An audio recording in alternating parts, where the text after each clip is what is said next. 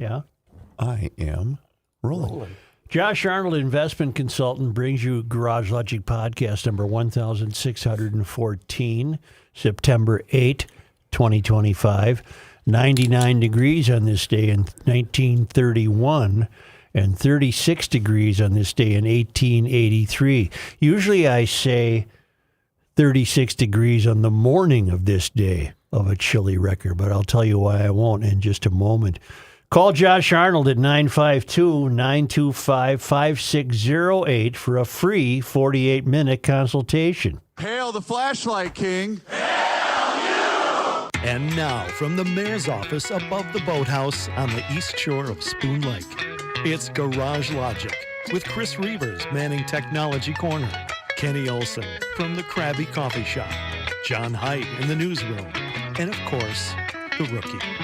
Here is your flashlight king, fireworks commissioner, and the keeper of common sense, your mayor, Joe Soucheray. I received a note from Scott Holter out in Seattle who writes, I've held back from providing commentary on this for months, hoping that Mr. FYI, well, not today, or an off-site correspondent would beat me to it. But how do you know that the record low temperature each day was recorded in the morning? Oh. Remember Armistice Day. Mm-hmm. Uh-huh. I'm still surviving in Seattle. We're in a half-mile radius from my house. There are 11 breweries and 111 tents and RVs. Ooh. I don't know what that means. Is he living in some sort of recreational area, I wonder? I'm not aware. That's a good point, though, because you would think that when establishing weather records, not only would the temperature be applied, but also the time of day in which that temperature was recorded. I don't think so. I don't think we could add a little nugget now. I don't think it's worth worrying about. I'm going to always err on the side of if it was 36 degrees on this day in 1883, it probably was in the morning, okay? Right before dawn? You're saying chances are. You're running with the numbers. Today there's no Haidt and there's no Olson. Okay. In fact, Rook, we should go with that on the I'm kind of checked out, too.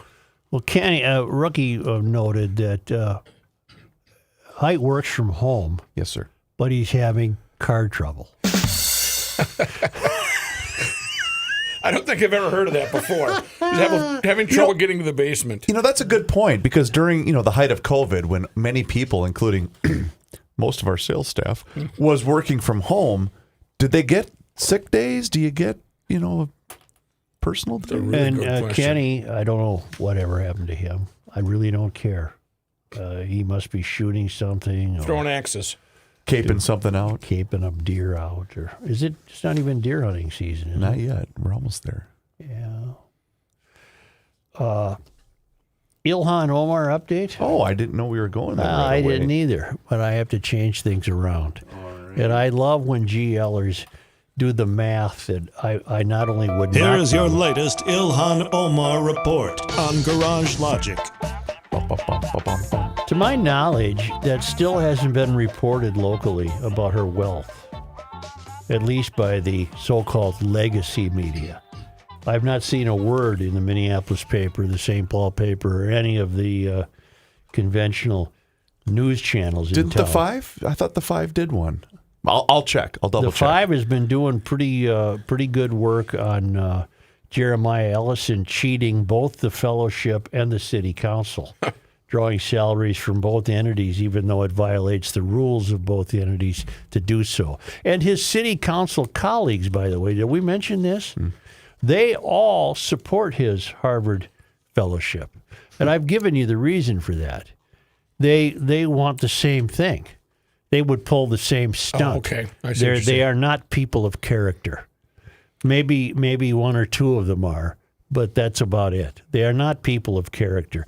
The third rail is the only place in America where you get paid and your principal job is to find yourself another job. Right? You're getting paid while you're basically looking to move up the third rail ladder.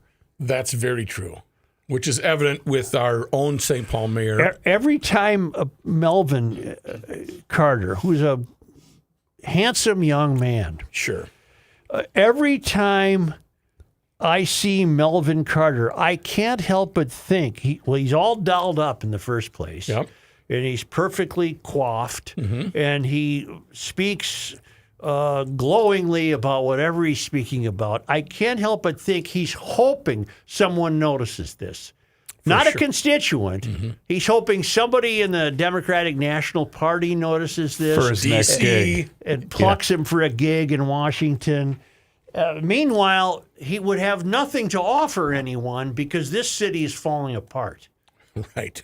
If they looked at his resume, what is your city doing? Nothing right now. Well, we know that I'll get to the math for Ilhan in just a moment. My mind is wandering. I did look at KSTP.com. I did not see a story. So I don't think anyone's covered Ilhan's incredible wealth. That's a right-wing plot. Right. Anyway, Ellison's teammates on the Minneapolis City Council are extremely supportive of his efforts. And there's only one reason, because they want that same support given to them when they pull the same scam. Well, you're on the same team. Yeah, it's a club they're in, and it's a hell of a club, and it's our fault. It's the voters' fault. You've turned it over to the wrong people. My issue is what does Harvard expect from Ellison? What is he going to teach or say? Nothing. These are fellowships in which they pretend they're exposed to greater things and travel the world and what have you. Okay, this is from Todd Meyer. Gang, let's do the math. And he typed this on September 5th, which would have been Friday.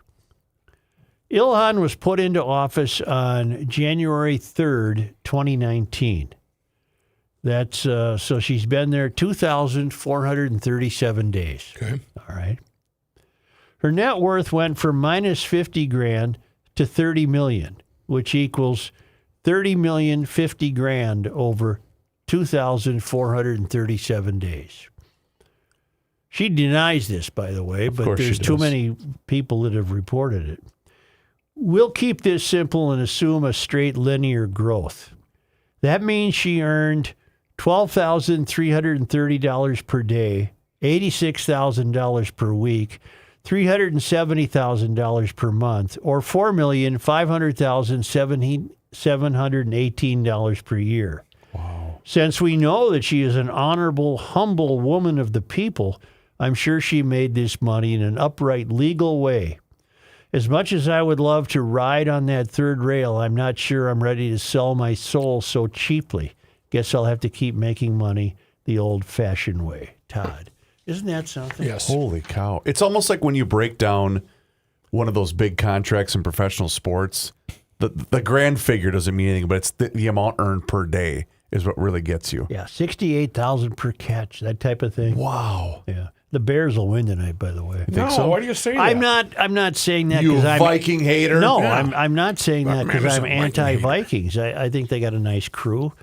I just think the Bears are better this year. They're at home, and it's time they did something. Festive in Chicago this evening. Oh, boy, they're already there. Trust me. They're already I think there. they're still there in Buffalo, too. You'll recall I read an email from a guy named Scott Rose, who's a sheriff in southern Minnesota, southeastern Minnesota, and he was talking about his daily experiences with just trying to enforce various gun laws that we already have. And he wrote me back and he said, "Thanks for the kind words.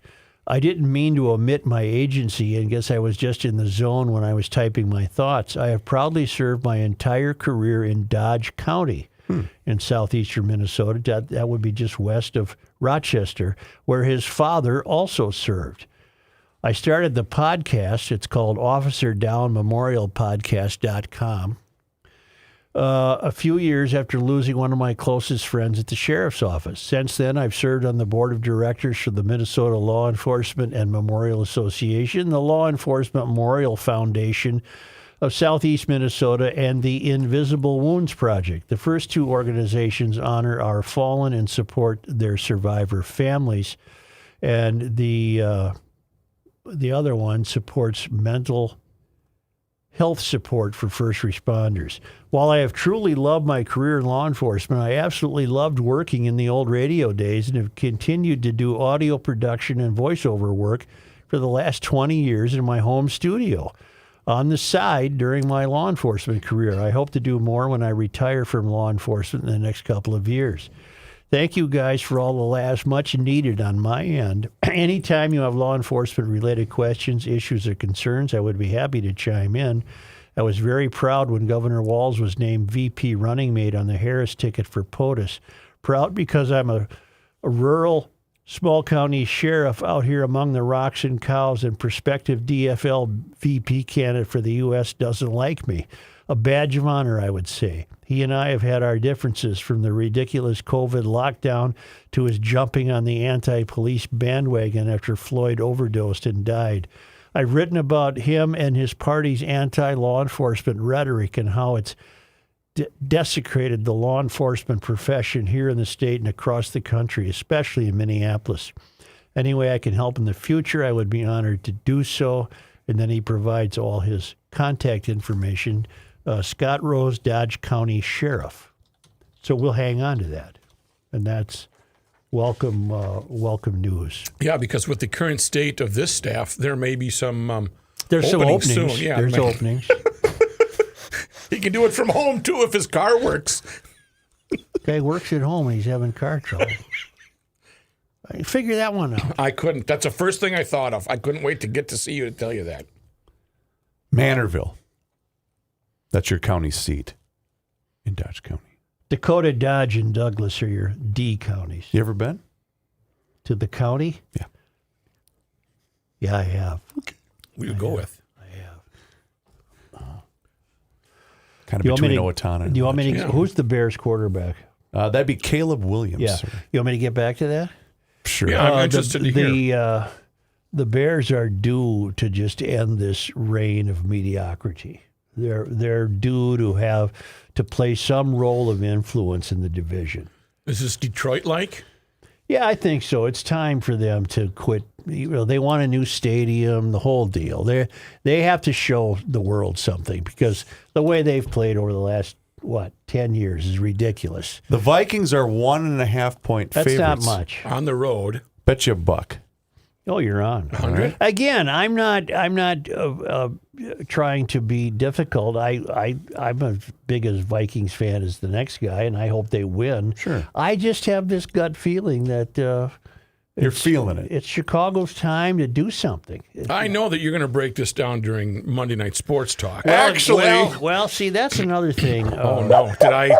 Did I just pour a little salt in the wound and rip it right open? Pat called today and said Technically yesterday. and said, I'll let you know when I'm available. So he's not I'll Okay. give you the official text. Here we not go. available today. He sent myself and our former cohort, Judd Zulgad, a text yesterday. Gentlemen, I'm going to the deep in North Woods from this afternoon and driving back Tuesday through Wednesday. I will let you know when I am available. Ricey. So he's gone through Thursday or Wednesday? Tuesday, sorry. He could be available Wednesday. He'll let us know when he's available. But I'm up north camping. Oh, yeah. I can imagine him putting up the Coleman tent. Honey, you got to grab the purple one. You got to match it together. DA, inflate the air mattress. Yes. Oh, the poor air mattress. Oh, my God. The Democrats in California, despite great appeals to them by Jay Leno, who's a car guy, Yep. Yes. they killed an exemption for classic cars from emission standards. Okay. In fact, wasn't he very outspoken about this? Yeah, Senate Bill 712 was known as Leno's Law. It offered a practical solution for owners of collector vehicles that have difficulty complying with the smog check law. Leno's Law is sponsored by Jay Leno. The bill would exempt on an ongoing basis collector cars whose model year is 35 years or older from the state's smog check law. But the Democrats in California, I would imagine all of whom are not fanciers of old cars, they wouldn't do this. which is a shame. The cars are infrequently driven. They're carefully maintained. They make up only a fraction of the cars on the road, exempting them from the biennial smog check would strengthen California's car culture by helping preserve these historical treasures. This was a fact sheet put out by the supporters of this. Oh, and now the law is officially dead, which is just a shame. And these activists that we've elected here who have they don't have their finger on the pulse of the most people in the state. They would probably end up doing the same thing here. Although we don't have smog checks, do we? No, we don't. In fact, we had the exhaust checks. They ran that scam by us for a few years until they realized that the car useless. manufacturers were way ahead of their curve. Sure. So this targets a small group of people without providing any significant benefit or detriment to overall air quality. In most other states, vehicles over 25 years old considered classic are exempt, the fact sheet said. Writing about the demise of the law in an op-ed on Auto Wire, Stephen Symes vented that potential passage was too good to be true in the regulatory hellscape known as California, especially with so many politicians there deciding that internal combustion engines are killing the planet. Everyone knows why this bill was killed. The party that controls California has waged open warfare on any car that burns gasoline. That means your classic car is public enemy number one, which is really a shame because it's so silly.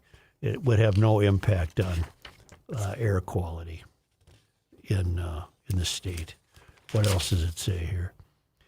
We were skeptical this bill would ever be passed. After all, California is the same state which has been leading the charge with EV mandates and even talking about banning not only the sale of vehicles with internal combustion engines, but the operation of them on the road.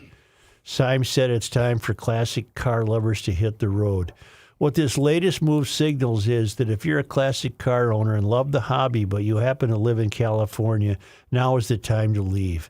Just remember, if you're a gearhead and you do leave the Golden State, don't bring the political mess you left along with you. Vote differently if in the past you've supported the nonsense which has led to this aggressive push against your beloved hobby. Now, this article originally appeared in the Western Journal. And where did I pick it up? I don't know. I can't read that. Anyway, it's dead, and that doesn't surprise me, and it wouldn't surprise me if the people we've elected here would try the same thing, although it's not on the radar right now. But what happens now to those cars? You just can't drive them? That's a good point. Presumably what it means is they'll Bring have a trailer? They'll have to get in line and go to the checking station and then presumably fail the check. And then I don't know what's demanded of them, to pay a fine. Probably. Money changes everything. Which doesn't do anything for the air. Plus, it's not a problem. They're not. There was a story associated with that, Joe, over the weekend in which I-5, the main thoroughfare between Los Angeles and San Diego, was packed, right? Cars on both sides with the spewing. And someone said, yeah, let's check those classic cars because they're the problem. Right. They're out infrequently. Statistically, there wouldn't be that many. Is this an attack on the wealthy? It's just an attack on, pretty much California has succeeded in demonizing internal combustion. Wouldn't you throw a can of seafoam in there before you went to the emission station? Well, cars weren't built to the standards now demanded by the euphorians. Mm-hmm. So you got a 1965 Pontiac Catalina convertible.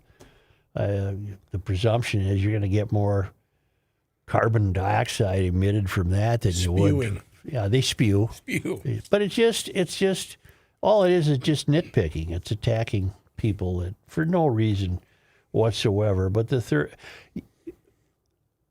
you can verify this.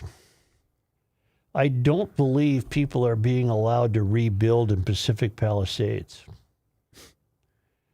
And what I was told, and I haven't verified it yet, is that because the state and its political class, they want subsidized housing in there. Yep. So you were a single family who dared to be a heterosexual family with maybe 3 kids. And they had a nice house in Pacific Palisades. As it stands at this moment, you cannot rebuild. No. Now, I don't know who's paying them for the lot that sits there covered in ash. But the state, there has been no rebuild, and Malibu cannot be rebuilt the way it was. Corolla did a series He of called this a year ago. extensive reports about this very subject, and that many of these lots are being acquired by agencies not from this country. Ooh. And it's horrifying. If any of it is true, it's horrifying. California is a weird situation.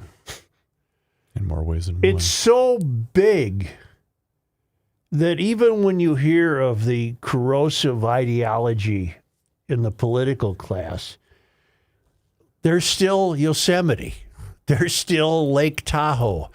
There's still the Pacific Ocean. Yeah. There's still canyons and forests, and it's undeniably gorgeous. They don't know how to take care of those forests because that also has not been a priority of their governing. Right. But it's inevitable that natural beauty will reach a point where it can't make up for the horrible way that the taxpayers are treated there. Yep. It just can't make up for it.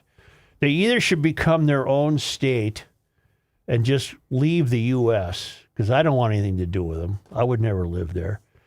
Or they should be annexed by Nevada or something. They should become something else because they can't. It's not working. And you watch, Newsom will gain a lot of traction as a Democratic hopeful for president because he's got the movie star looks and he's got the hair. Well, he hasn't done anything. When basically he's been a complete miserable failure, just like Walz as a governor. Complete miserable failure. But that's, Haidt, before he had car trouble, he told me, he sent me a note over the weekend that said, be sure you to read David Brooks' column, George Will's column, and is it Peggy O'Rourke? Who writes in the Wall Street Journal? Peggy O'Rourke? Who am I thinking of? Peggy, I read anyway. These are 3 people I would have read anyway, but I appreciated his note. And the conclusion you come to... Peggy Noonan. Peggy Noonan, I'm sorry. Peggy Noonan. And all 3 wrote about history. Independent of each other, they wrote very nice pieces about history. And as Haidt pointed out, it's a shame he's not here to talk about it. He had car trouble. When I got done reading them, I agreed with Haidt. We've had a nice run as a country. Yep. But nothing from here on out is going to be the same, unless there's a great reckoning or a great awakening. But David Brooks called his column "Why I Cannot Be a Liberal," and George Will was talking about the ineffectiveness of Congress and was giving historical precedents for how effective Congress once was. And Noonan was saying, unlike the history of this country, we're now doing things we just don't do, meaning behaving in ways that we've never behaved, losing what we've been talking about, losing that civil contract with the constituencies. We're just not behaving the way we once behaved. This state, for example, wouldn't you agree, is pretty much unrecognizable from 10 or 15 years ago? I'll say. Yes. I don't know how far back we'd have to go to declare it unrecognizable, but it is unrecognizable compared to a state most of us once knew. Say fall and winter, if your garage door is going to be taking a little time off from working properly, that's when it usually happens. So why don't you schedule a situation with Precision Door Minnesota. If you need a new door, those estimates are free. They have models for every budget. And just think what a new door can do. It improves the aesthetics. It can save energy because it improves insulation, provides better security because they can wire that baby up to every gimmick you got. You know what I mean? I know what you mean. Yeah. Got Okay. it. Right now they have a great offer, $100 off a single door and $200 off a double door. And also their noisy door tune-up special for $149. That's a $290 value. If that garage is making too many weird noises, It's going to shut it right get up. them out there. It's a 25-point safety inspection and diagnostic full garage door tune-up and rollers replaced with ultra-quiet rollers. That's a value of close to $300. They're doing it now for $149. Get ready for the cooler weather ahead. Book online at Precision Door MN. That's one word, precisiondoormn.com, or call Precision Door at 612-263-6985 to schedule your free on-site new door estimate.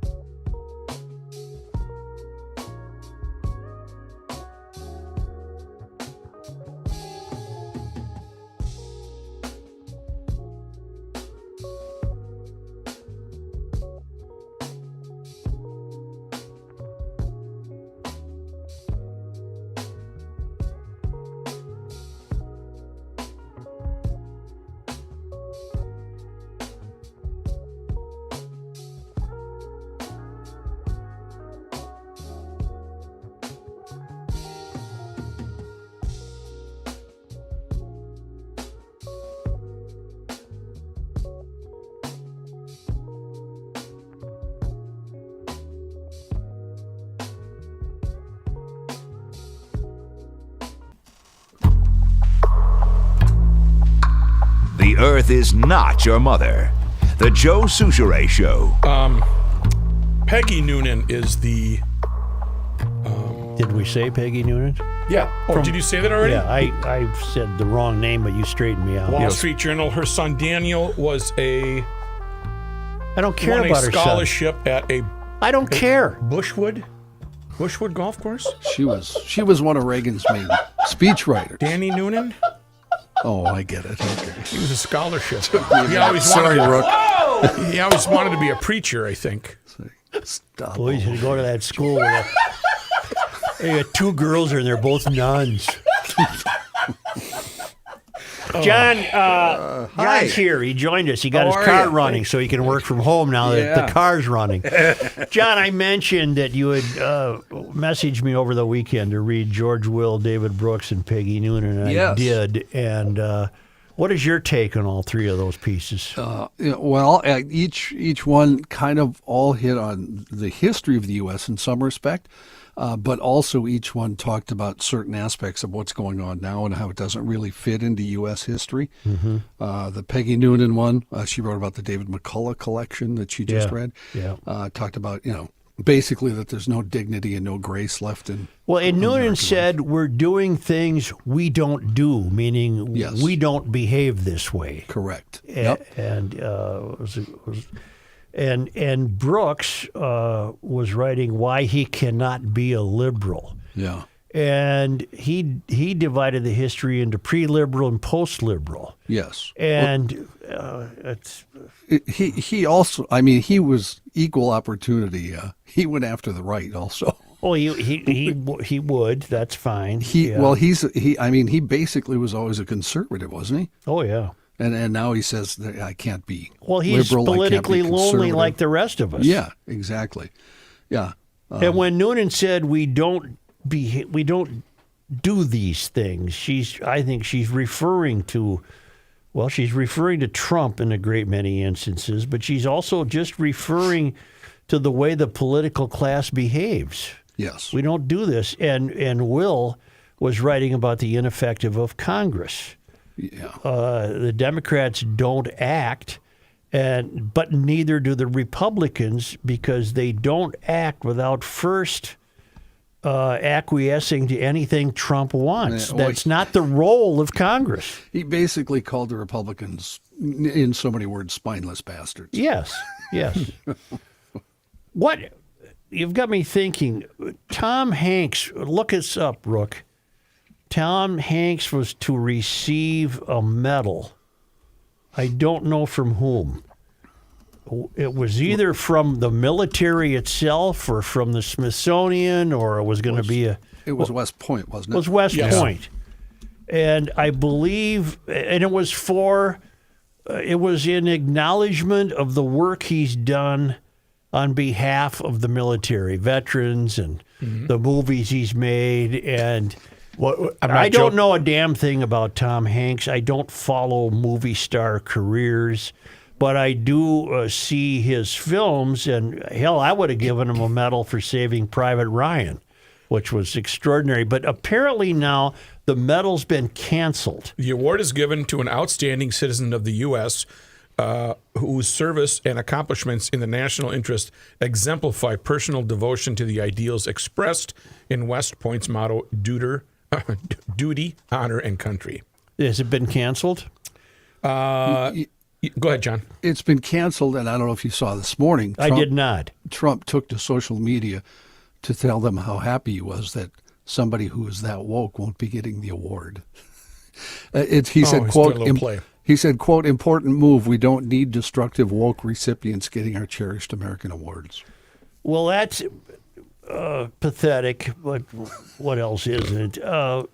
That's silly. Again, I don't know anything about Hanks and his wokeism. All right, it's given out by the... what's the award called? Let's see. In an email, retired Colonel Mark Baker said the decision would allow the Academy to continue its focus on core mission. Okay, that's nothing. Sylvanus Thayer Award is what it's called, awarded annually. And I'm sure, despite... See, this is the irony. If he was truly as woke as Trump is painting him, he probably wouldn't want to receive the award. But I bet he was eager to receive it. He also did receive the Presidential Medal of Freedom. From which president? In 2016 from President Obama. Okay. Well, Trump, you're just a small guy. You're just really a small guy, fully undeveloped. Well, I shouldn't say fully. Wholly undeveloped. Something happened to you when you were 6 or 7, and you're just a screwed up fool. But that's ridiculous to and I'm normally not even a big fan of all these awards, but he seems like a guy who deserved that type of award. I think so, and I think the West Point Alumni Association probably thins the people that are potential award winners out quite a bit. They don't just give them away. Well, if he'd do something to kiss Trump's fat ass, he might get it. All right. Okay. I don't care anymore, Reavers. Yeah, I really pretty much don't care. Beyond that point too. Huh? I'm pretty much beyond that point. Yeah, too. who cares? This is ridiculous. This guy's ridiculous. And God forbid that I'm defending a Hollywood That icon. is weird. It is Oh, weird. you can't say that. I did say icon. You can't say that. Well, but it fits into exactly what we were talking about in these 3 pundits over the weekend. This is not the way we used to behave.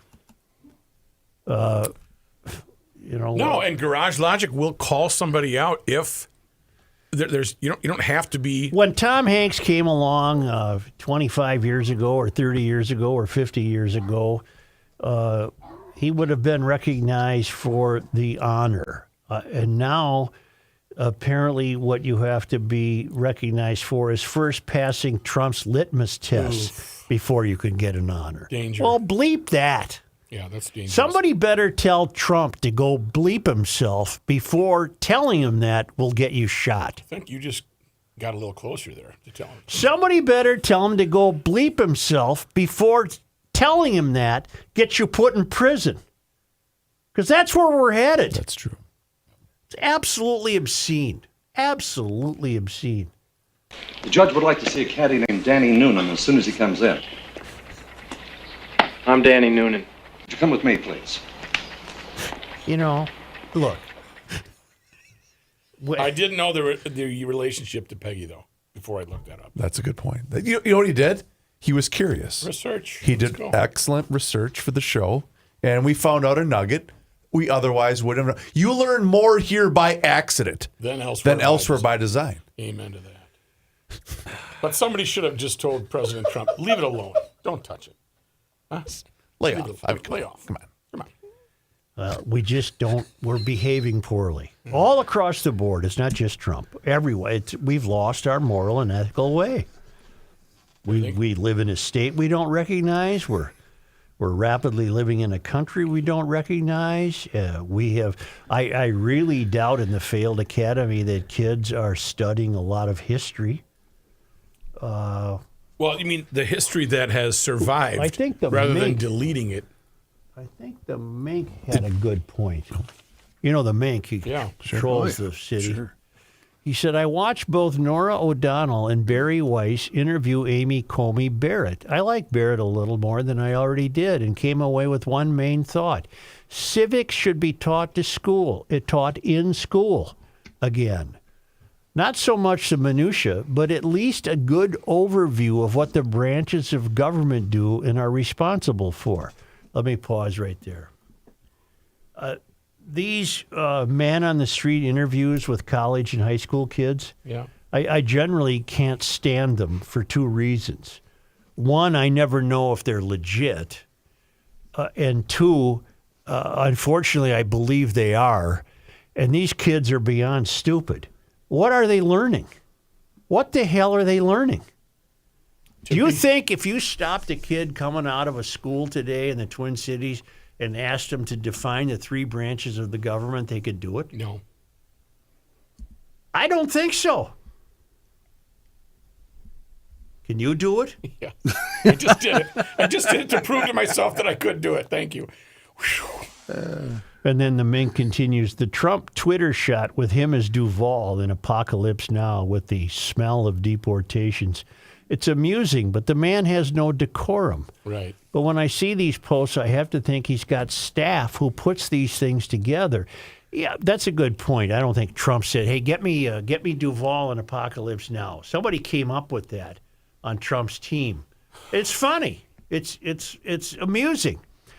But the Mink says, I think he's got to have staff who puts these things together, and these young people are the result of the failed academy and thus have no sense of shame or context or decorum other than what works on the stained, shiny object that is social media. On the whole, it pleases me if it agitates the left, though. And it will agitate the left. Go ahead, John. If we go back to the Peggy Noonan column, remember she said she talked to a political operative who basically told her that's the way the political world is now. Both sides, they are hiring young people who have no sense of what they should be doing, so they do stuff like that. Mm-hmm. And she that was a friend of hers. Yes, and she said it in 15 paragraphs, not in 5 words like I just did. Yeah. Well, and learn to just let things go. You don't have to comment on every single thing. I happen to think Chicago needs the help Take that to the bank. that Trump's offering. Okay. You guys do know that Duvall's character was a bad guy, right? He wasn't a good guy, right? Right. Well, yeah, I mean, he wasn't a hero. But see, the young people wouldn't look at it that way. You're right. They'd see him as some sort of anti-hero who they love. Yeah. well, and Tom Hanks, Forrest Gump got, Lyndon B. Johnson wrapped the medal He got right the medal? around his neck. I mean, Yes. it's classic. Watergate, the whole thing. He was an English teacher in Saving Private Ryan. That was one of my favorite scenes in the movie when the people around him were bugging him and telling him, come on, what did you do back home? What were you? He was a high school English teacher. That's a tough opening scene. Well, this wasn't the opening scene. No, but I'm saying the When the guy beginning gets of that dinged movie. in the head. Oof. Where he takes the helmet off. Oof. Yeah, that was a tough opening scene. The whole thing was tough. Powerful movie. Now, Very powerful. and he died in the movie, right? Well, Ryan? Way to spoil the ending. Spoiler alert. If you haven't seen it by now, 25 years ago. No, the reason I ask is I can't remember because it's been a while since I've seen it. But people Yes. were assigned to go find him because the family had lost the other Ryans. Correct. Yes. The four Okay, brothers. Yeah. Did you know the story behind that, by the way? I did not. The other actors were basically depraved of everything because they truly wanted the other actors to hate Matt Damon's character. I don't even remember Matt Damon's character. He was Ian. Huh? he was the guy. He was the guy. The guy that did what? He was saved. He was Private He Ryan. was Private Ryan. Well, who was Hanks? He was the captain. He was the captain. Oh, that's right. Hanks was the guy who was in charge of finding Private You're Ryan. thinking of Castaway. And the volleyball. Jesus. Well, that was Wilson. No, that was Wilson didn't speak much, if you remember. And that's why he couldn't find him. He was a castaway going, there's nobody else here. This explains. Why Rookie gets paid. No, Yeah. this explains Everything. why what I told you. This explains why there's just no traction. Here we go. No. You We're get off something going, we're off and the the next wheels. thing you know, you're telling me about a soccer ball. The wheels are off the mark. Technically volleyball. Yes. Oh, God. A volleyball. What did I say? His name was Wilson. Soccer ball. It was a volleyball. In fact, didn't Wilson win an Academy Award for Best Supporting Actor? Yes. Mute. Mute. It's a mute point. John, do you have news? I worked straight through to 11 o'clock. Until you and realized then- your car didn't my run. car You didn't. couldn't come in. Had a tough time getting to work. Why don't we? Why don't you? I'm going to. Yes. What are you going to tell me about, Joe? I wish you'd tell me about I got to tell you right now. I can Switching gears. lead you in. I was in Sioux Falls, South Dakota on Saturday for Why? a wedding. Why? I had a wedding. Oh, did you like it? I got to tell you, downtown Sioux Falls is absolutely beautiful. I'm not joking. Yeah. I stayed right on the river at the Holiday Inn. Well, it's got to be looking better than this video you show of it. It looks like apartment buildings being built in Moscow. No, but I drove by that very development right there. How was But that? these are all going to be offices. Okay. Yeah. I'm I telling think. you, I got a good glimpse. How was that low clearance Holiday Inn awning? Is it still a little scraped up from the? We're talking about Sioux Falls, South Dakota. No, it's beautiful. Downtown Sioux Falls is gorgeous. It's a business-friendly place. If you're looking to expand your work, add on to it, or maybe even start a new business, Sioux Falls has a really tax-friendly environment because because on account of, I'll tell you why. Yeah. There's no inheritance taxes. There's no state taxes. There's no state corporate or personal income tax. No inheritance tax. No limits to what your business can achieve. And it's how long a drive is it? Well, from my place, it was barely over 3. 35 to 90, boom, you're there. Nothing. Yeah. It's nothing. We go 169 to 90, boom. Cut across as the crow flies. That's it. Well, it's the best small city for business and careers as voted by Forbes magazine. And you go to Sioux Falls Development Foundation, they're going to give you all the information you need to set up an operation and start growing in Sioux Falls. SiouxFallsDevelopment.com.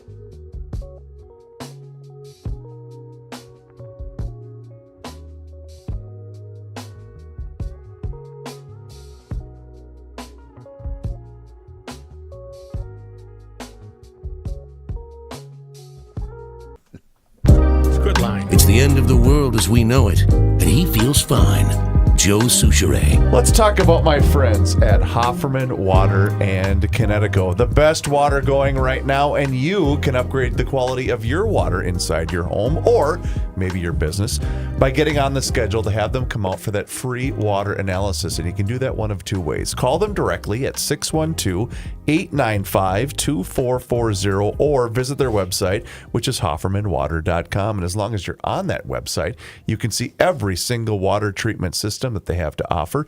It doesn't matter whether you're in the market for a water softener, maybe an iron, rust, and odor filtration system, or a brand new drinking water system, or you know what? Get them all. Get the best water going right now by getting on that schedule. So they'll come out. They're going to give you this thing that's called a water score. And then based upon that water score, they're going to give you suggestions on treatments and whatnot. But you know what? You're going to be very, very happy if you decide to make the switch, just like I did a number of years ago. I started as a customer of Hofferman Water and Connecticut. 612-895-2440 or visit hoffermanwater.com. Hofferman Water has been proudly serving the state of Minnesota for over 50 years. Please do me a favor and mention that you heard about them on the Garage Logic podcast. Here's John Haidt in his newsroom. Thank you, Joe. This news brought to you by North American Banking Company. Hundreds of mourners gathering for the service of Fletcher Merkel yesterday, one of two kids killed when a shooter opened fire on the first Mass of the school year at Annunciation Catholic School. Speakers on Sunday choked back tears, smiled, and laughed in honor of Fletcher's brief life. Mourners talked about his love of fishing, something he often did with Dad Jesse, and how he made friends wherever he went. Mourners included Minneapolis Police Chief Brian O'Hara, St. Paul Mayor Melvin Carter, and Governor Tim Walz and his wife Gwen. A service for Harper Moisky, the 10-year-old girl who was also killed in the shooting, will be held September 14th in Minneapolis. Meanwhile, a 12-year-old girl who was injured while protecting a classmate during that shooting has been released from the hospital. Lydia Kaiser is now walking and talking, according to an update shared on her GoFundMe page. She previously underwent 2 brain surgeries and will have another one soon to replace a section of skull. One child remains hospitalized with serious injuries, while all other victims are now back home. The Uvalde Foundation for Kids, a national nonprofit, also says it will honor Kaiser with its National Student Heroism Award and provide her with a scholarship. Update to a story we had Friday, a Becker County judge agreeing to delay the sentencing of former state senator Nicole Mitchell on her burglary conviction after her legal team requested a continuance because of an illness.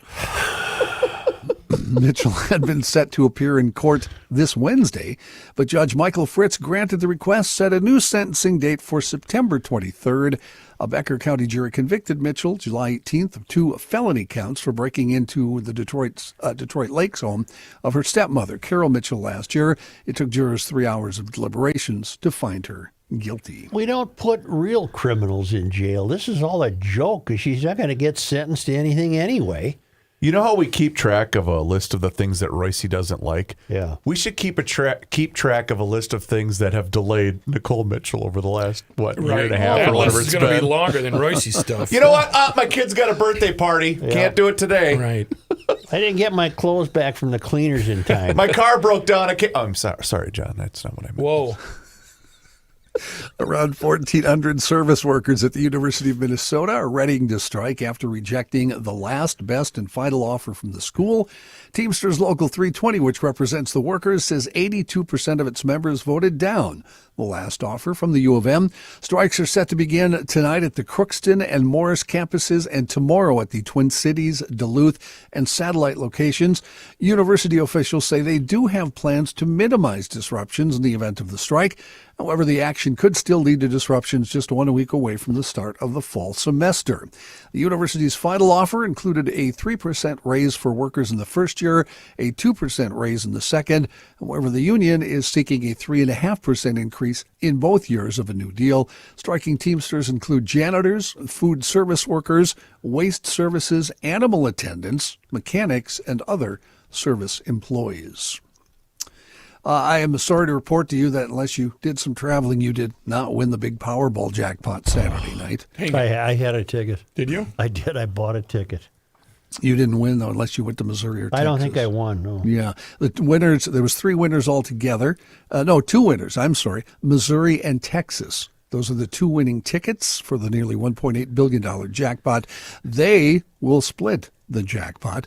This ends the lottery game's 3-month drought without a big winner. Now, wait a minute. Yeah, You yes, mean hello. 2 tickets had the same numbers? That's correct. That can happen? Oh, it happens a Oh, lot. I thought they were all different. Well, if you choose your own numbers, Joe, somebody else at random could end up with Oh, those I numbers see. too. See, the key is, Rook I had don't this want a lot of talk about same this. philosophy. You got to stop at a small gas station, Right. somewhere in the middle of nowhere. I went to the Hy-Vee in Are Wyndham, you listening to me? and the guy spent Apparently not. $250 Well, that's on ridiculous. See you Saturday. later. And I'm thinking, bro, Just buy one. It's the No. same thing. Well, you $2. could pick your own numbers. You could do Paul's birthday, John's birthday. No, Duke's John, birthday. continue, please. Well, I was going to take a break here, so Well, they do that why, then. Why don't we hear from Mr. Mikulski and see what he's got to tell us before we get back to More national and Powerball. international news? Yeah, more Powerball news from the Welter family. Welter Heating and Air Conditioning, as well as lottery ticket buying. I will tell you this. The Welter family has been around for many, many generations in Minneapolis and the surrounding metro area. It's Ray and Welter. It's welterheating.com. But what you want to do is get in touch with them before you have to fire up that furnace system, whether it's a boiler, whether it's forced air, whatever the case may be. They'll be able to help you out. Close out that air conditioning unit properly by maybe giving it a tune-up or having them shut it down if you don't know how to do that. If it's making funny noises, this is the time to do it. Their telephone number is 612-825-6867. It's answered by a human being during business hours. Also, their website is helpful to you, welterheating.com. Click on the blog section, the icon there, and you may just find the answer to a problem that you may be able to fix yourself. If not, they've got certified techs that do all their homework, so they're ready to tackle whatever heating or cooling issues that you may have. Located in Minneapolis for over 120 plus years, 4 generations, Rick and the gang do a great job, and they are huge garage logicians, so they'll do you right. WelterHeating.com. Heat up that shelter with the fine folks from Ray and Welter.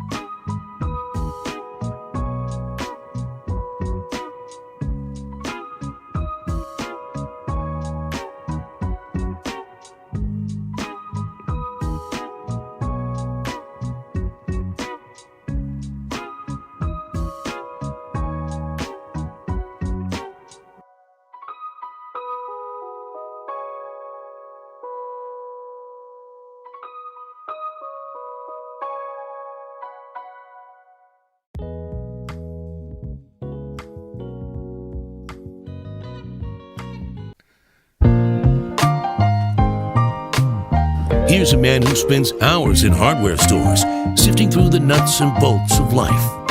Joe Souchere. Breaking news. You want this breaking news? You want it right Yes. now? Right Yes. here, right here? Is this the syrup winner? No.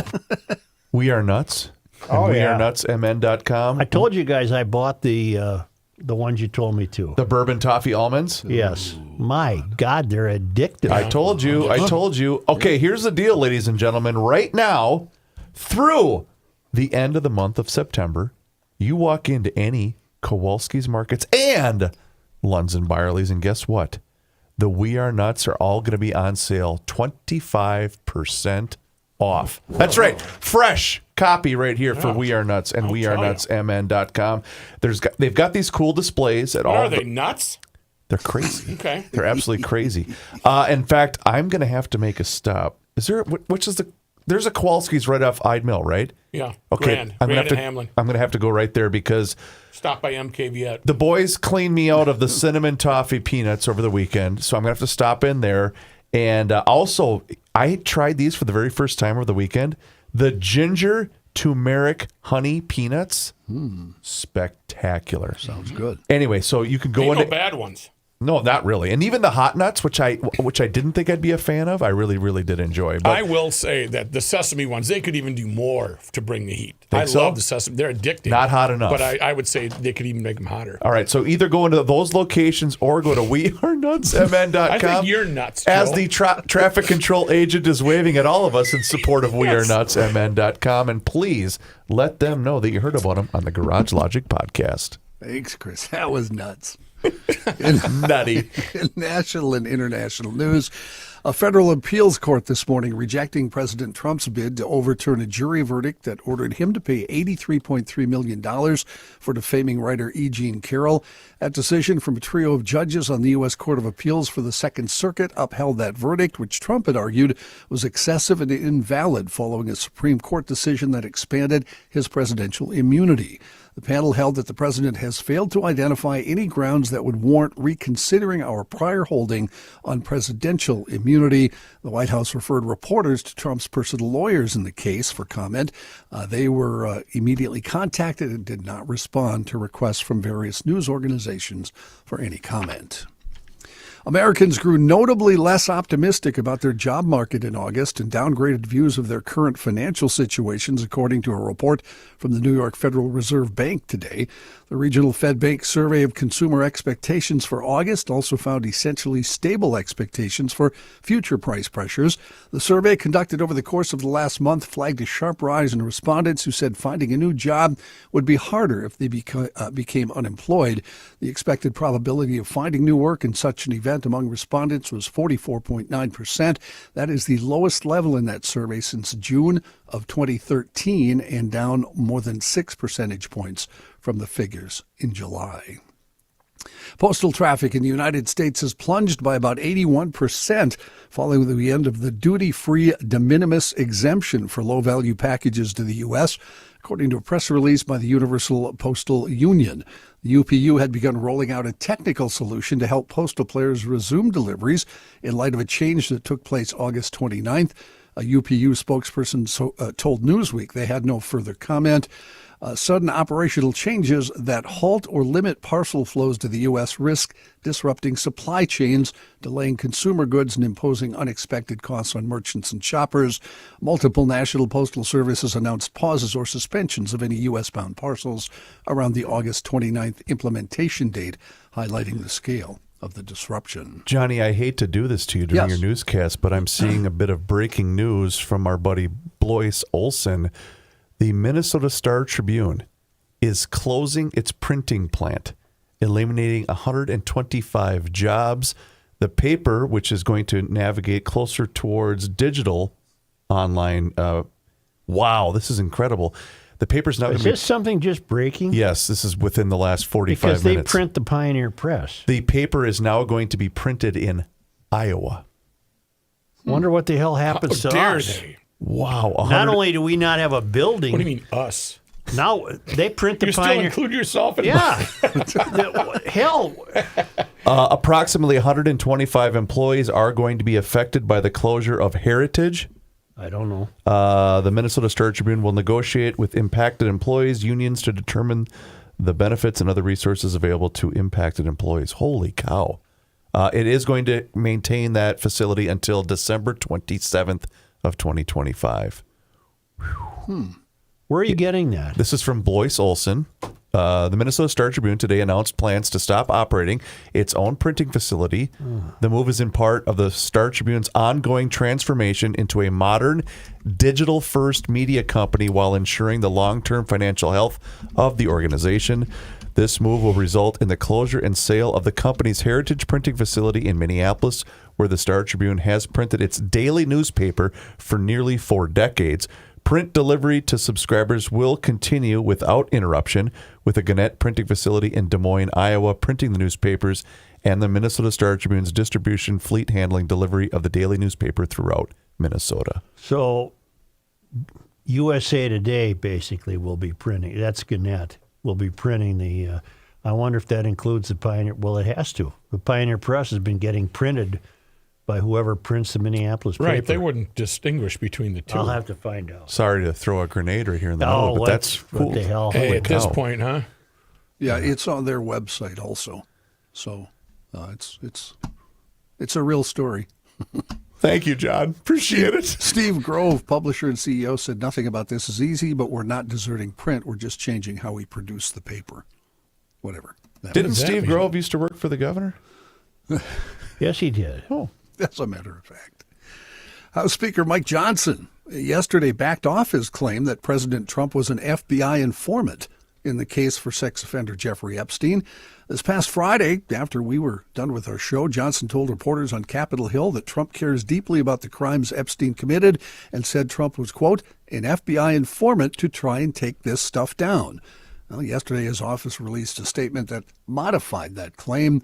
It said the speaker is reiterating what the victim's attorney said, which is that Donald Trump, who kicked Epstein out of Mar-a-Lago, was the only one more than a decade ago willing to help prosecutors expose Epstein for being a child predator. About a dozen of Epstein's accusers gave emotional testimony last week outside the U.S. Capitol. During that event, an attorney who represents many of the victims, Brad Edwards, told reporters Trump has done an about-face on Epstein since 2009.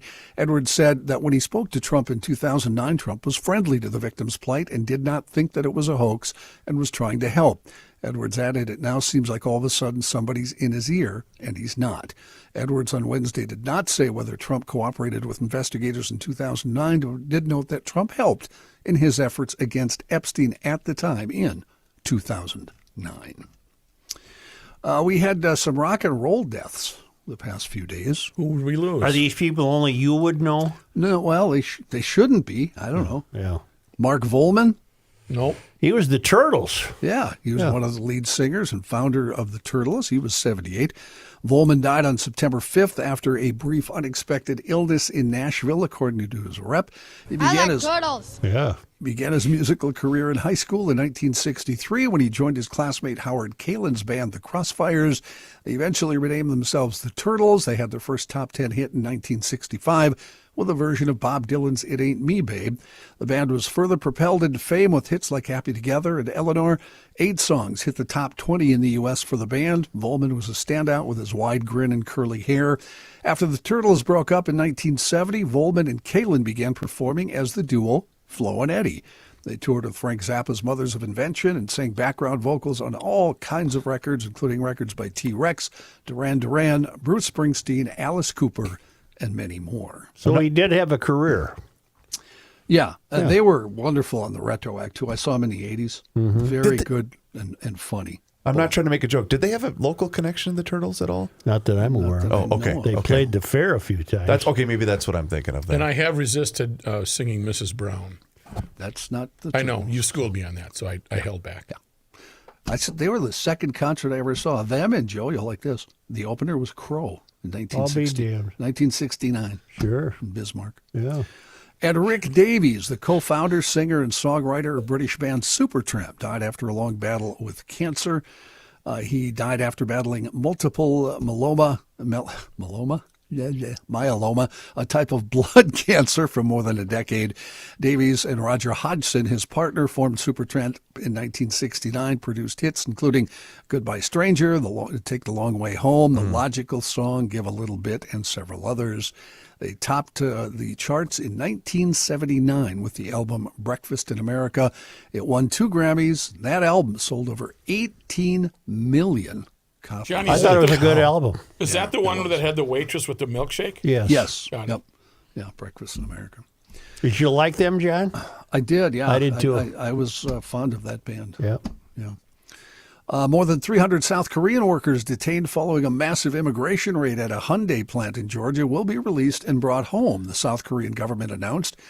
Kang Hoon-sik, chief of staff for President Lee Jae-myung, said South Korea and the U.S. had finalized negotiations on the workers' release.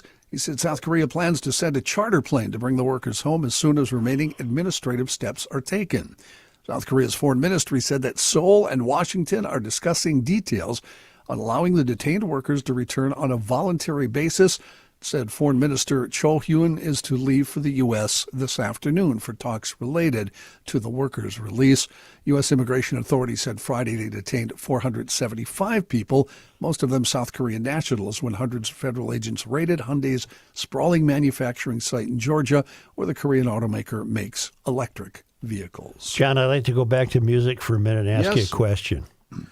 I have someone very close to me who out of the blue flew to L.A. Thursday to attend the Oasis concert in the Rose Bowl Saturday night. Oh, cool. Then flew back Sunday. And when I said to him, I didn't know you were an Oasis fan, and he said something to the effect that I kind of think of them as the last band. I think I know what he meant. But I've never been terribly impressed by Oasis, and I'm surprised somebody would. Apparently, use their their bumps. their live show apparently is just a spectacle. Anyway, what did you think of Oasis? I liked some Oasis stuff. I was not a huge fan. I've never owned any Oasis stuff, but I do like some I saw of their music. Oasis at one of the theaters on Hennepin Avenue, Really? whatever it would have been. How long ago? Oh, they were Oasis. I mean, they were a big deal. But how they- long ago was this? 20 years ago? Oh, at least. Okay. If not longer. I thought they Much longer. The thing that bugged me about them is how derivative they were of the Beatles, but that's kind of natural. I mean, a lot of bands were like that. I think liked, most of them are. But how can you blame a guy for going to the Rose Bowl to see No, that? no, it was cool. I That's mean, so cool. yeah. I had a son that you guys know who wanted to go to Chicago to see them, but then didn't do it. Yeah. He had sort of planned it and then kind Well, and this weirdo lives in Chicago. I don't know why. He went to L.A. That's kind of weird. He said, "Oh, I weirdo. missed him in Chicago, so I went to L.A." You know why he did it? Because he can. That's right. I don't know about the last band comment though. I think I know what he meant. I know what he means, but I'd have to think on that. I guess I don't. There's Help been me. some sense. Like traditional or No, they're a band. I mean, they don't. They're not. Well, what am I thinking of? They're not. Never mind. I have no idea. I would do that just to hear Champagne Supernova live. That's a fantastic song. I don't remember. I know you used to play their bumper music, but I can't recall any of their tunes. I guess you had to be a kid of the '90s to. Oh my God, yes. Yeah. And you want me to read another one? Sure. Catholic Church recognized its first millennial saint yesterday, with Pope Leo XIV canonizing English-Italian Carlo Acutis. Remember, you talked about him, I think, with Patrick. Well, he did a didn't you? science fair. Pat's theory is we've even lowered the standards for sainthood. God bless this young man. I guess he was a hell of a guy, but he put together a website. Known as God's influencer, Acutis passed away in 2006 at the age of 15 from an acute form of leukemia. Increasingly devout and skilled at computer programming from an early age, as Joe just said, he developed a worldwide catalog of various miracles and visions recognized as authentic by the church. That's not enough for me. Millions have flocked to his tomb in the intervening years, and Pope Francis recognized a pair of miracles attributed to his intercession in 2020 and 2024. Miracles, of course, are a general requirement for sainthood. Yeah, but and we're not counting card tricks. Right. It's, right. I'm with you. Let's do something that's. We need. I learned how to juggle. It was a Spin in some science place. fair No, project. The Roman Catholic Church recognizes more than 10,000 people as saints. Did you know that, Joe? I did not That's know a that. high number. I know John. we had a lot of saints. I didn't know it was that many. 10,000. The exact number unknown. You know why? Why? They lost all the historical records at some point. in a fire. Really? And what It's were always those, in a fire. What were those records held in? A giant. Come on. Well, like a Well, vault? They recorded everything. No, I mean in what form? It wasn't on a computer. A tablet? A big Tape huge, recorder? giant ledger. Oh, yeah, Yeah. big ledger. Oh, with the big, Yes, big big, cover. thick cover, leather bound. And the pen, you had to dip in an inkwell. You had to calligraph And that. this? Doing one of these? Yeah. Is Well, that when, that's- God bless him, just because your son's here, wasn't that the first time you swore in front of your mother? Wasn't she doing some calligraphy? She was doing a piece, and the cat John, I didn't have a shirt on. It just continue, clawed me. John. Oh, that clawed me. John, Yes. All right, let's finish up here with nature is fascinating. Maybe you saw this, Joe. Have you read your Wall Street Journal today? not yet. It just came when I was leaving. There's an interesting story about animal migration on the cover. Oh, is this the antelopes? A movement of 6 million mammals. Yes. Almost triple the size of the Serengeti wild beast. Oh, it's just Correct. gorgeous. I guess that'd be wildebeest. What kind of not animals wild are they? beast. Mammals. Hang on, we'll get to it here. They are antelopes. The Great Nile migration occurs largely in South Sudan, has rarely been documented by humans. The migration includes 4 antelope species, the white-eared kobe, the tiang, the Mangala gazelle, and the Bahor reedbuck. Such a sight is beautiful. And you must cross before Pharaoh chases you down. They often move in herds of 100,000 animals or more. They travel in a U shape around Boma National Park into Ethiopia. Their movement patterns, while not entirely understood, are believed to be largely seasonal, while the kobe heading north for the dry season and south for the wet season. And Wall Street Journal, they gave them, all the governments, all the access they wanted. Right, and you see film of it. Yes. And it's so nice to get a story like that where we're not hectored about the decline of the earth and was everything else. It was just Seriously, gorgeous. though, if there's that many and they're running through the desert, how does that many eat? What do they? They stop. Okay. They get Taco Bell. Right, Santiago. Thank you very much, John. I'm sorry. See, you can make some notes about Ethiopians, this kind of BS Antigo. here. And you can talk to him because I haven't for 30 years. He hasn't paid any attention to me. So, On account you want to know why? well, I'll tell you why. Let's go. Because education is failing in this state, and I think that applies to you. It has failed me. Yes. And the Center of the American Experiment wants to do something about that. We've tried money, we've tried additional bureaucracy, and we're top heavy on administrations. It doesn't work. None of that works. But the Center of the American, half the kids in this state don't read or do math at grade level. Half. And that's since Wolsey became governor. He's not really the friend of education that he pretends to be. And the American Experiment has an idea. It's called 7K for Kids. And you get control as a parent and a taxpayer. You get control of $7,000. Oh, yeah. And then you pick the right school for your kid. You make your own choice. Could be a public school, private school, charter, homeschool, whatever works. It's a great idea, and you can find out more about it at centeroftheamericanexperiment.org. Great website. You should be checking that every day anyway because they do the news that doesn't get covered in the Twin Cities. And you fish around in there, squirm around in there, and you'll find 7K for Kids. Centeroftheamericanexperiment.org.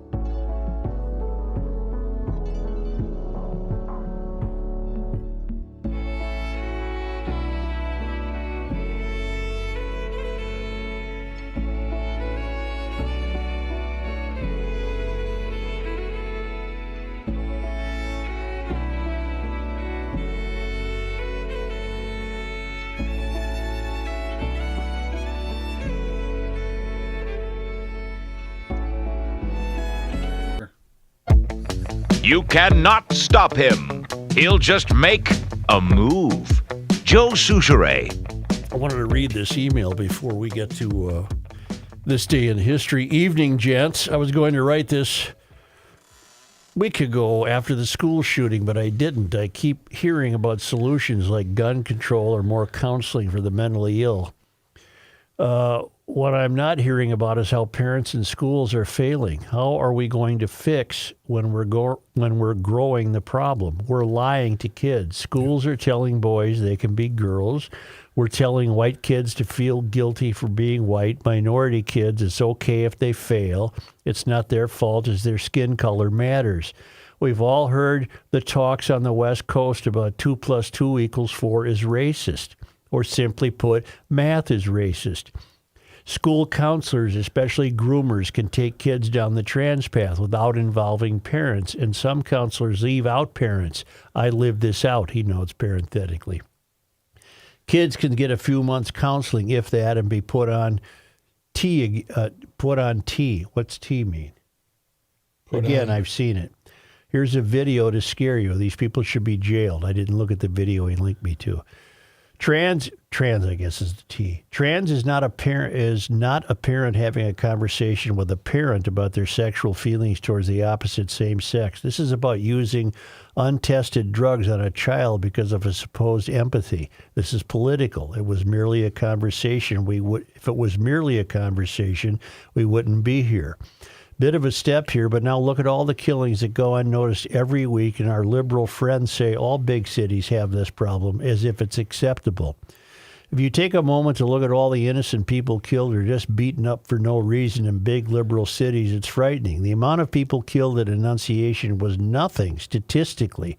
I don't mean to downplay how horrific that is, but what about all the innocents killed every other week? Which leads me to a recent lady in the news. Irina Zarutska, murdered by a stranger that was in the system multiple times, but out and about, much like the revolving doors in Minneapolis and St. Paul. This was a horrible case in Charlotte, South Carolina. Don't tell me you watched the video. Yeah, where this mad person kills this woman sitting in a train seat in front of him. Yep. She's just looking at her phone. And the liberal mayor in Charlotte, Mayor Lee Lyles, blamed mental illness. Excellent video here from a group I'm familiar with, Clear Thinker. You can all find this video. I would not recommend watching it. Do not watch it. Where's the contract with society, which is what we've been talking about, the civil contract? It's unwritten. Where's the people I pay taxes to that should be dealing with these sick people? Well, a lot of them don't work. Now, if I take it back to Annunciation, what kind of mental illness did our schools or government foster by feeding the sickness known as gender dysphoria? Until trans became political, it was a sickness for a reason. There is no reason this shouldn't be 100% experimental. If it's your gig after 18 or 21, so be it, but not kids. 25, if you ask me. A quick but informative clip from a much larger interview. This man, now Scott Nugent, was interviewed in a documentary by Matt Walsh, which I can't share. It must be purchased. It shows it is experimental and can destroy a life. I did a horrible job of tying it together, but perhaps you get my line of thinking. We're making society worse by lying to children. We lie to the kids and criminals, all in a way that slowly kills our society, but it is being done under the umbrella of empathy. As always, good luck, Brandt. He's emailed before, so I respect his words. I think he's on the right track. You know, the worst part about that story... And those lies have broken the civil contract. Yes? The woman who was brutally murdered on that subway sought refuge in this country from... Ukraine. Because she wanted to feel safe. And remember how much national outrage there was over... Was it Daniel Penny? Remember the ex-military guy that choked or was holding that? Yeah. And there's no outrage over this. This hasn't even made the news. Hasn't even made the news. This country is so broken. Well, it makes you want to be in South Africa, doesn't it? Oof. Over there in Marloth Park in Mpumalanga, where the giraffes come right up to the porch. Right up to you. What do you feed a giraffe? I don't know. Giraffe food. It was on this day. Joe, today is from the Traveling Lyman's. Yes, sir. was on this day September 8th. in 1884. A tornado moved through Hennepin, Ramsey, and Washington counties. It killed 9 people. White Bear Lake was hardest hit. And in 1958, I saw a tornado move through White Bear Lake. But back then, only 9 people were killed. That's unfortunate. Can you imagine if a similar tornado went through Hennepin, Ramsey, and Washington counties today? But we get better warnings today. That's right. On this day, On September 8th. in 1906, the celebrated trotting horse Dan Patch paced 1 mile in 1 minute and 55 seconds at the state fair, setting the world record. Right there at the fairgrounds. That would happen. Dan Patch Avenue, Joe. Thank you. On this day, September 9th. in 1975, Deborah Montgomery was the first woman admitted to the St. Paul Police Academy. She eventually rose to the rank of lieutenant. On this day, On September 8th. in 1991, that's 34 years ago, Boy. philanthropist Eleanor Lawler Pillsbury died at the age of 104. She had been involved with the Women's Association of the Minneapolis Symphony Orchestra, the National Society of Colonial Dames of America, Minnesota Planned Parenthood, and the Friends of the Minneapolis Institute of Arts. So she truly was wealthy enough to pretend she was a liberal. On this day, September 8th. well, we go backwards in time now. I missed this. On this day, On September 8th. in 1919, the Minnesota legislature ratified the 19th Amendment to the Constitution, granting women the right to vote.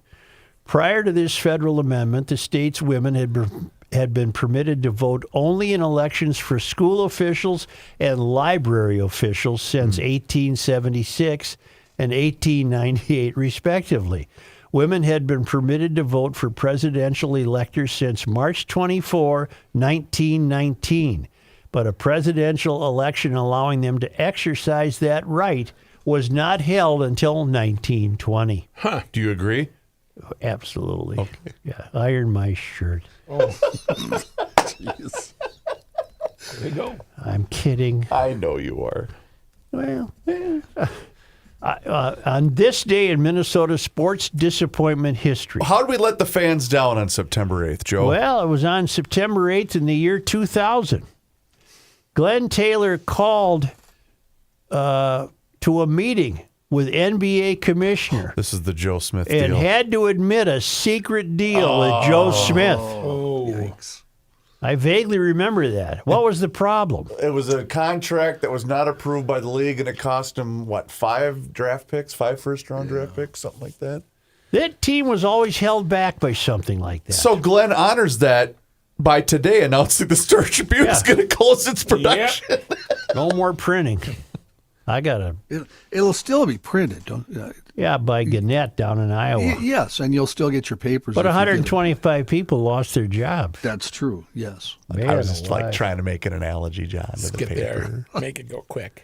Well, thank you, GLers. Hey, thank you, GLers. Do us a favor if you have not done so already and hit subscribe on the Garage Logic YouTube channel. That's right, Garage Logic has a YouTube channel, and on that channel, you can watch the show each and every single day, starting right around noon. You can also see full segments. There's video shorts. There's behind-the-scenes footage. You can watch Rookie trying to get out of a pool on the Garage Logic YouTube channel. That's ugly. That one's a fun one. But you can also search us on all of our social media channels, which includes Facebook, Instagram, and Twitter. And also sign up for the Daily Logician. That's an email that comes right to your inbox each and every single day. And it includes the most recent episode of the podcast. Find out more and sign up today on the website, which is, of course, garagelogic.com.